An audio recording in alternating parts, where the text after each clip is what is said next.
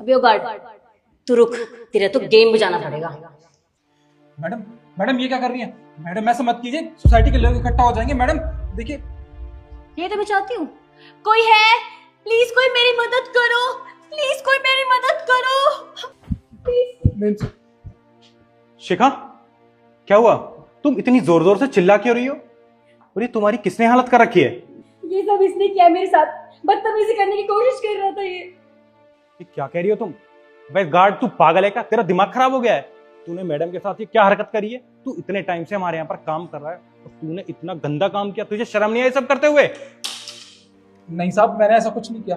मेरा यकीन कीजिए आप, मैं तो इतने सालों से आपके यहाँ काम कर रहा हूँ। मैं तो ऐसे करने के बारे में सोच भी नहीं सकता। मैडम झूठ बोल रही हैं, मेरा विश्वास कीजिए। मैं बोला झूठ क्यों बोलूंगी, आप मेरी हालत देखो।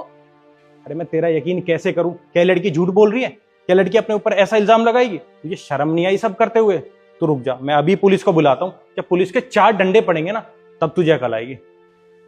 साहब मैं अपने बच्चों की कसम खा के कह रहा हूँ, मैंने मेम साहब के साथ कुछ भी नहीं किया। मैं तो अपना काम कर रहा था यहाँ पे। साहब मेरा यकीन कीजिए। तुझे माफ कर दूं? अरे जो तूने हरकत करी है वो माफी के लायक नहीं है, पर हाँ, जिसने भी ये सब किया है ना, उसे तो सजा जरूर मिलकर रहेगी। उसे 2-4 चांटे पड़ेंगे ना, तब अकल आएगी उसे।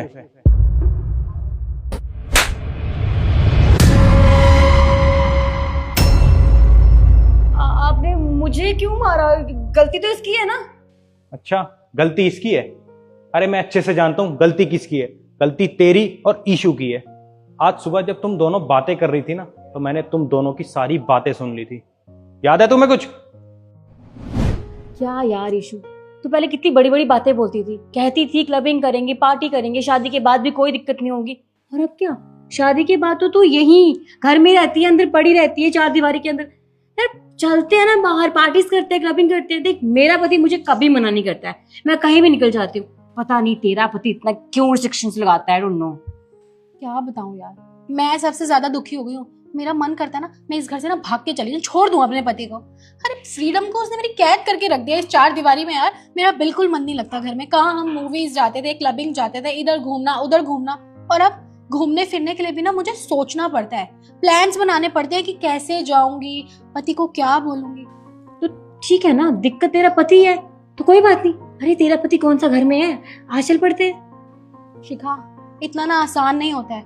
अरे बात सिर्फ पति की होती ना तो कोई बात ही नहीं थी, क्योंकि अपने पति को तो मैं संभाल ही लेती। अरे वो मुझसे ना बहुत प्यार करता है, उसे बेवकूफ बनाना ना चुटकियों का काम है।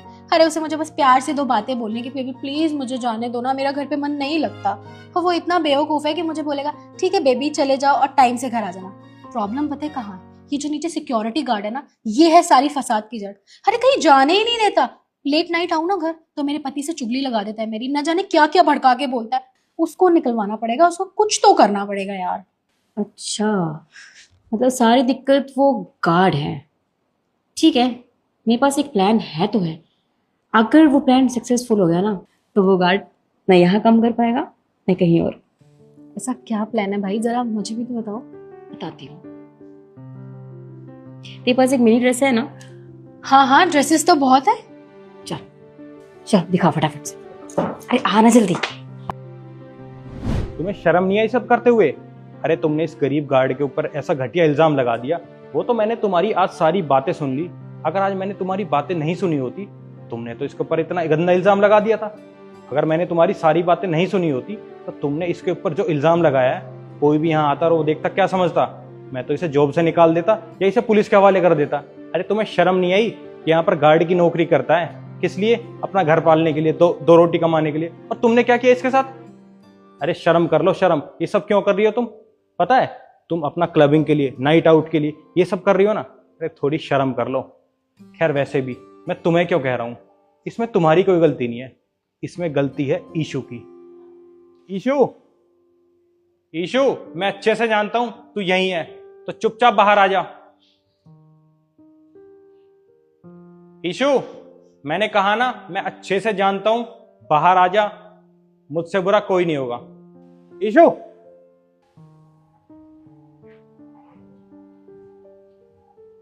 ईशू, तुझे शर्म नहीं आई सब करते हुए?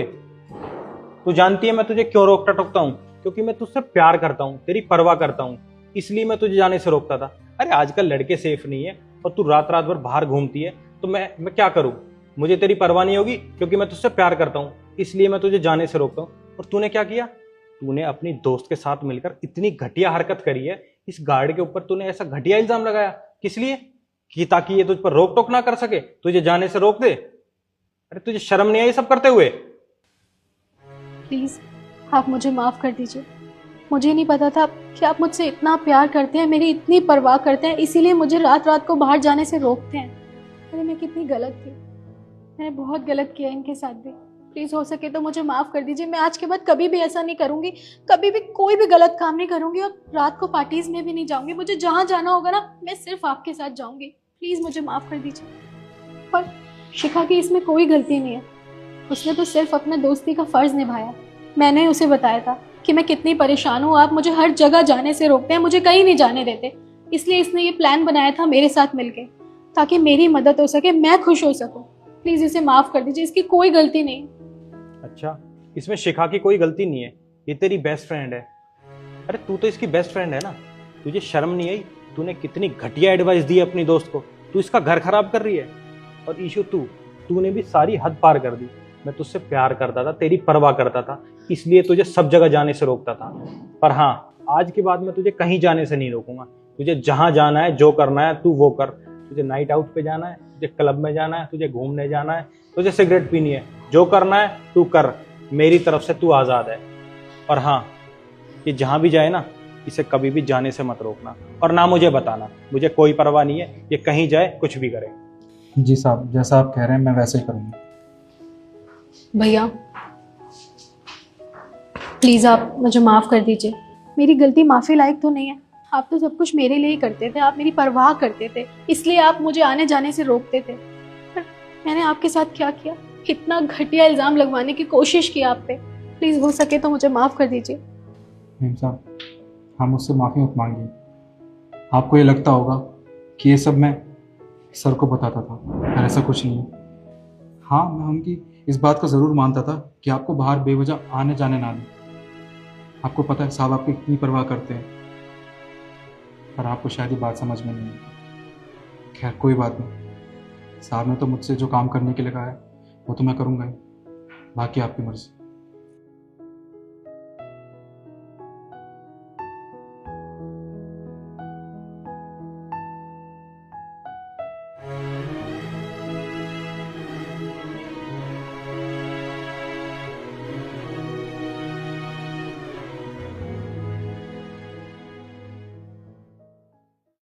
हम जनगणना की तरफ से आए हैं। परिवार में कौन कौन है आपका? नमस्ते मैडम, आइए बैठिए। नहीं, मैं ऐसे ही ठीक हूँ। जो पूछा वो बताइए, परिवार में कौन कौन है? हम तीन है परिवार में, एक मेरी बेटी है, एक मेरा बेटा है और एक मैं हूँ। क्या उम्र है उनकी? उम्र बेटी की तो 20 साल है और बेटा की 25 साल, और मेरी वही ऐसे ही हो 60 साल उम्र। अरे खांसी, अरे बेटा मैडम की खांसी, पानी ला, पानी अभी लाई पानी लेकर आ।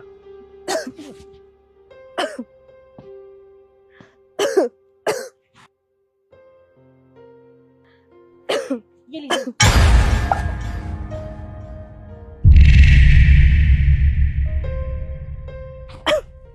तुम्हें क्या लगता है मैं ट्यूबवेल का पानी पीऊंगी? तुम्हें पता भी है मैं कौन सा पानी पीती हूँ? फिल्टर का। और एक बोतल ना 50 रुपए की आती है। तुम लोगों को वैसे क्या ही पता होगा कि फिल्टर का पानी होता कैसा है। नहीं मैडम, ऐसी बात नहीं है। आपको खांसी हो रही थी इसलिए मैं आपके लिए पानी लेके आई, और ये साफ पानी है, ट्यूबवेल का पानी है, हम लोग भी यही पानी पीते हैं। तो तुम लोग पियो ना वैसा पानी, मैं नहीं पीती ऐसा पानी। तुझे क्या लगता है तू मुझे पानी दे रही थी अपना गला और खराब कर लूं मैं? माफ कीजिएगा, हमें नहीं पता कि आप ऐसा पानी नहीं पीते। तुम जैसे नीची जात के लोग ना ऐसे ही होते हैं। बड़े लोग देखे नहीं, उनसे रिश्ते बनाना स्टार्ट कर देते हैं। आई बड़ी घटिया नीच किस्म के लोग। मैडम आप रुकिए, मैं पानी मंगाता हूँ ड्राइवर को बोल के। सुंदरम पानी लेके आओ। आ रहा है।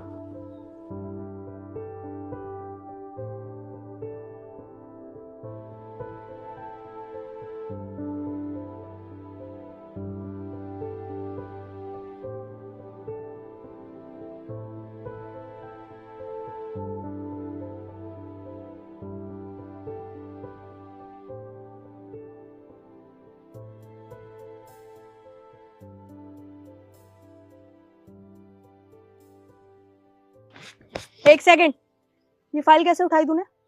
नीचे रख। नीचे गिर गई थी ना, गंदी हो गई है। नीचे रख। तरुण, फाइल उठाओ।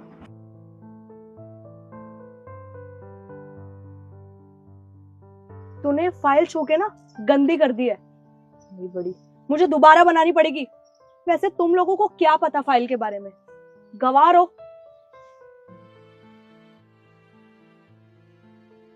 अरे आ गया बेटा। जी बाबूजी, मैं आ गया और मैंने खेतों में पानी भी लगा दिया। वैसे मेम साहब कौन है? भैया वो जनगणना वाले आए हैं। क्या जनगणना वाले? नमस्ते मेम साहब। नमस्ते। तुमने अपने बाप को सिखाया नहीं है क्या कि बड़े लोगों से कैसे बात की जाती है? बदतमीजी कर रहे थे मेरे साथ। क्या मेम साहब, हम बहुत शरीफ लोग हैं, हम किसी के साथ बदतमीजी नहीं कर सकते। बहन क्या बोल रही हैं ये? भैया वो मेम साहब को खांसी हो रही थी तो मैं इन्हें ट्यूबवेल का पानी ले आई और इन्होंने कहा कि ये वैसा पानी नहीं पीते जैसा हम लोग पीते हैं। हमारी जात के बारे में काफ़ी बातें करी। पापा ने बस संभाल के लिए हाथ ही लगाया था और इन्होंने बहुत गुस्सा किया, बहुत कुछ सुनाया हमें।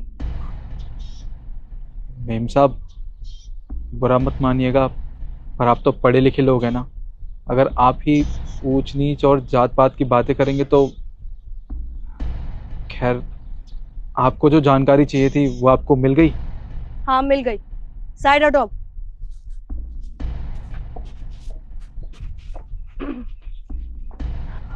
बहन मैं अभी आया। बैठिए।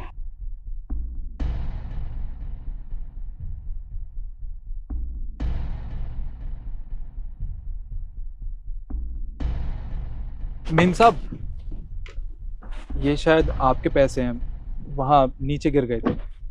Thank you so much. सुनिए, देख, अब तू मेरे गिरे हुए पैसे लेके आया है तो उसका मतलब ये मत सोचो कि मैं तुझे भीख दूंगी। मेम साहब मुझे आपसे कोई पैसे नहीं चाहिए, ना ही कोई भीख चाहिए। देखिए, आप तो पढ़े लिखे हैं ना, और आपके पढ़े लिखे होने का फ़ायदा क्या है जब आप ऊंच नीच और जात पात की बातें करते हैं? तो अभी मेरी बहन ने आपको पानी दिया था और वो पानी आपने पिया नहीं बल्कि फेंक दिया, ये कह के कि हम छोटे लोग हैं, अगर आप हमारे हाथ का पानी पियोगे तो आप गंदे हो जाओगे, यही कह रही थी ना आप उससे। और ये पैसे तो मैंने ही आपको दिए थे। जब आपने मुझसे ये पैसे लिए तब आपके हाथ गंदे नहीं हुए, क्योंकि आपको लालच था ना, इसलिए। मैडम, आप क्या चाहती हो कि हम जैसे छोटे लोग पढ़े लिखे ना आगे ना बढ़े? मैडम, पढ़ाई पे सबका हक होता है। जब आप जैसे लोग हमको छोटी जाति का कह के बुलाते हो ना, हमको बहुत दुख होता है, बहुत तकलीफ होती है। खैर कोई बात नहीं। और हाँ, आपको खांसी है ना, दवाई ले लीजिएगा।